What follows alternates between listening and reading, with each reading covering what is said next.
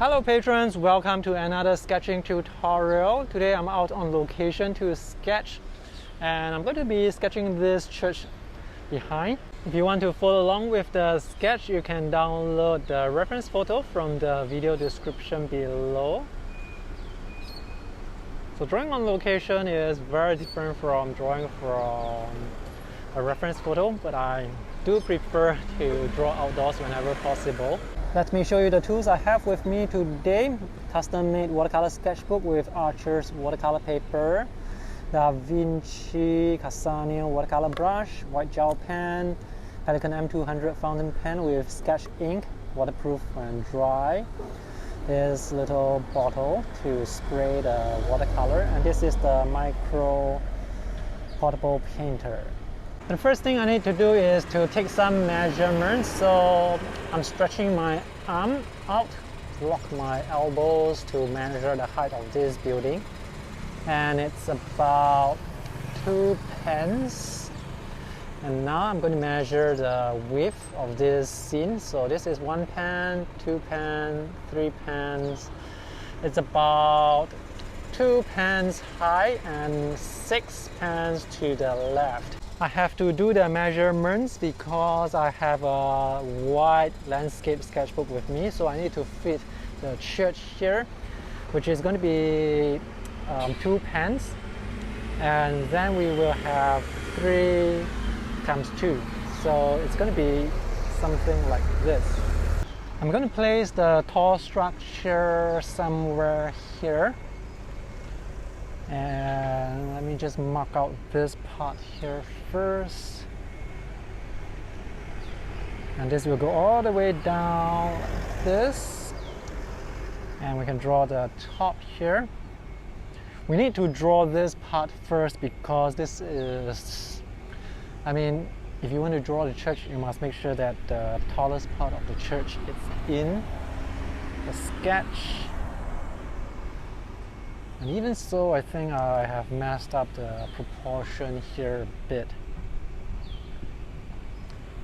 Okay, so this is the top.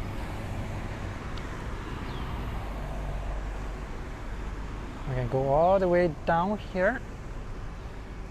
And this will be the slanted roof.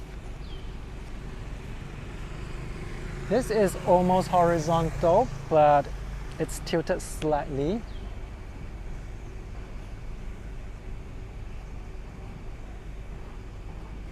Now, if you find this sketch a bit challenging, you can actually use pencils first to mark out the proportions. It will be much easier to draw.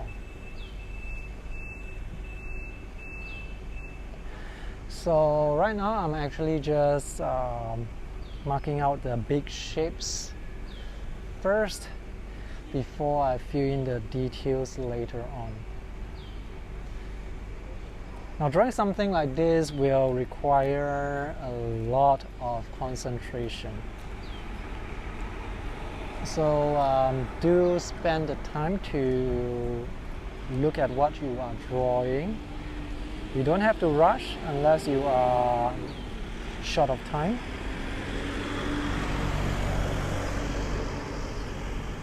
So this part here, it's actually in perspective, so this point will be lower than this point. There seems to be a roof that juts out somewhere here. It goes down like this. Now even for me, I won't be able to get the precise, I won't be able to draw this like perfectly accurate. But this is a sketch, so you don't really have to draw it that accurately.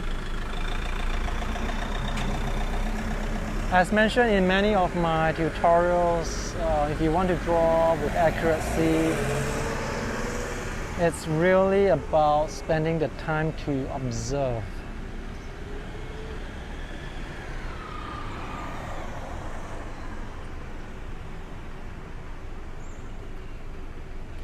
I'm drawing this roof here first to help me place other objects, other elements. Now this part here, it's actually compressed because of perspective, so that's something to take note of when you are sketching.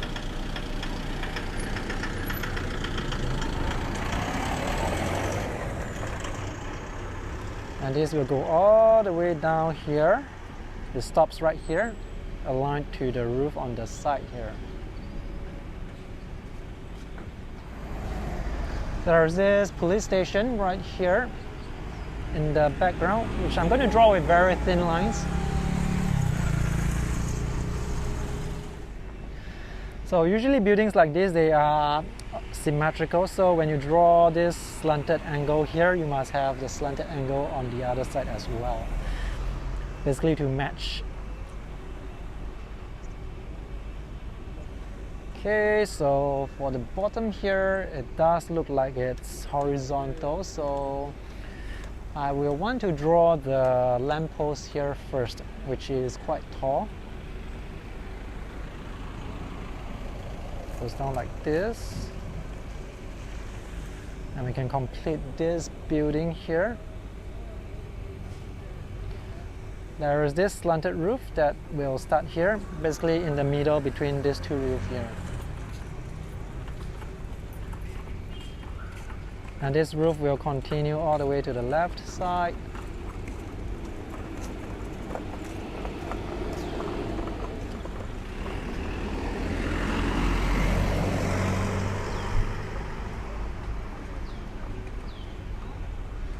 And this roof will be slanted down like this at an angle going to the vanishing point here.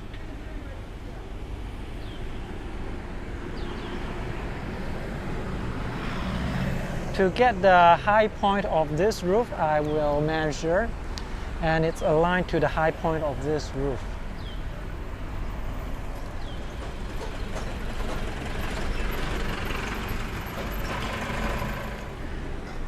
When drawing points like this, make sure to align and compare with other points that you have already drawn. So this should be slightly lower compared to this.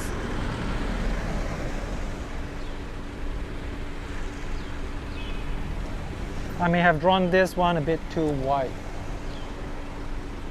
So that's what happens when you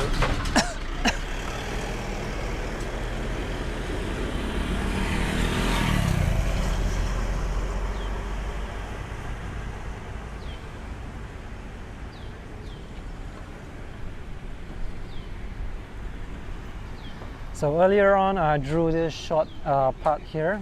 This is to represent the roof, but I realized that I drew this part too low, so now I have to draw this all the way here to connect it, and this roof here, it comes out too much. But it's okay, it's not like too inaccurate. There are three extensions here, 1, 2, and 3. Usually I would draw them like this. I would draw this shape first and then draw the extension to give the volume. It's easier that way rather than draw one by one, because if you get the first shape wrong, in terms of if you get the size of the first shape wrong, it's going to be very difficult.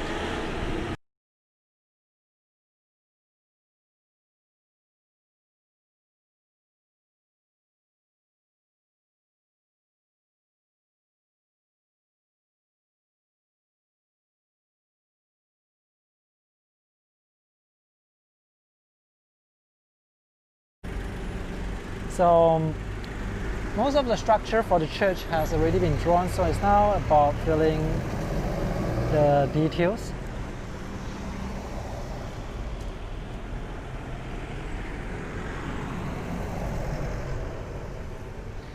For little details like this that do not contribute to the structure of the building, I will draw them with thin lines.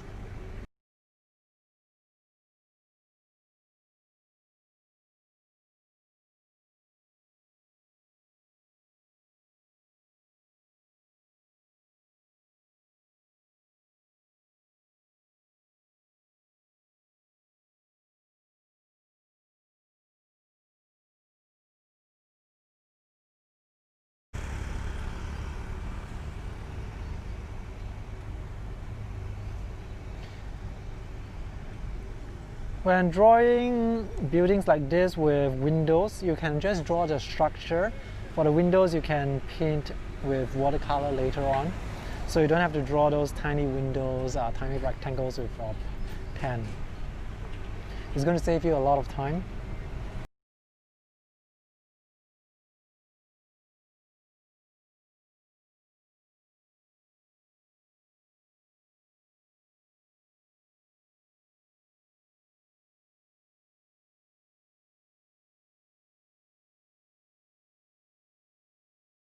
Hello patrons, so this is the completed pen and ink sketch. I definitely drew this portion too wide, and because this took up too much space, the shop houses on the left side, they have to be cropped off. So that's what happens when you don't get your measurements right. But other than that, I think this church, it still looks recognizable. Oh, forgot to add the details here.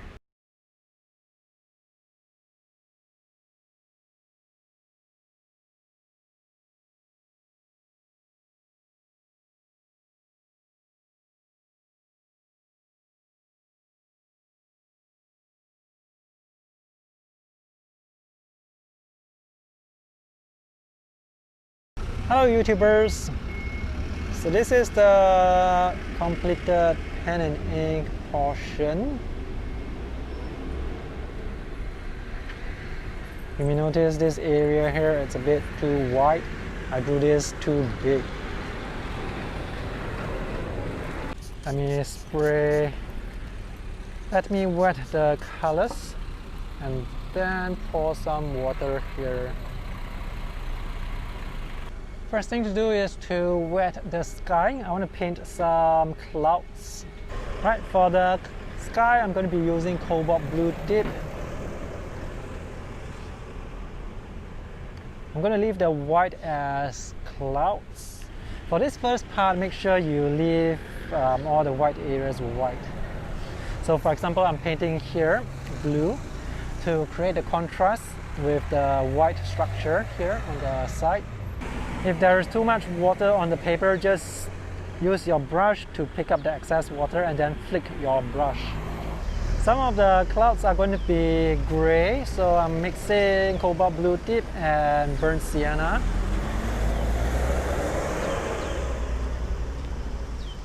Because it looks like, once again, it's going to rain.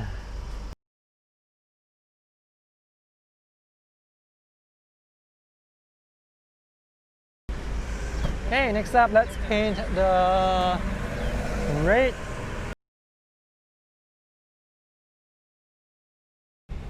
I'm not sure what red this is. It's probably a scarlet red.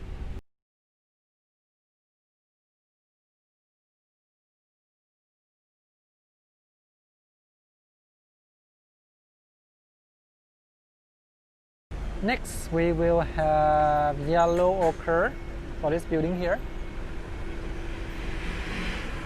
And we can have azo yellow or Hansa yellow with phthalo blue for the leaves here.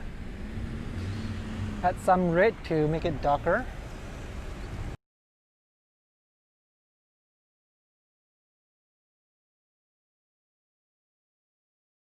And that's pretty much all the green in this scene. Or maybe a signboard here which is green as well. For the shadow, we need to mix a lot of paint. So I'm going to paint the shadows here.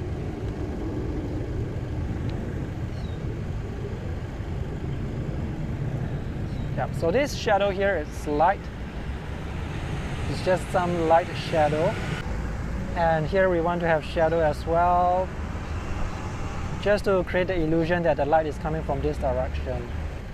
Leave this part white. Actually, you should leave this horizontal part here white as well.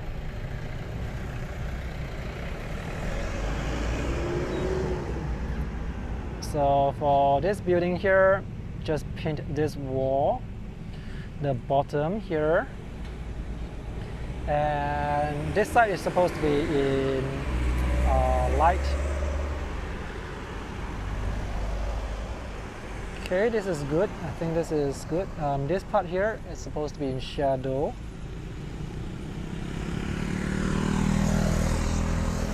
And this part here as well. Basically, all the walls that are facing this side should be in shadow.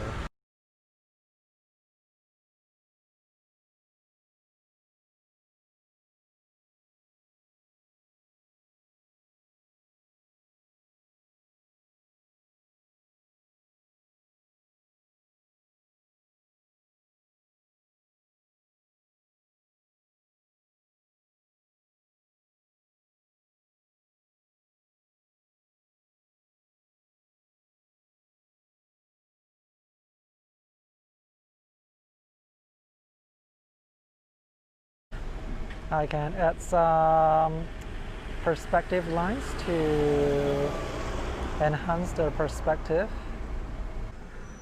So make sure all the areas that are supposed to be black are black enough, are dark enough.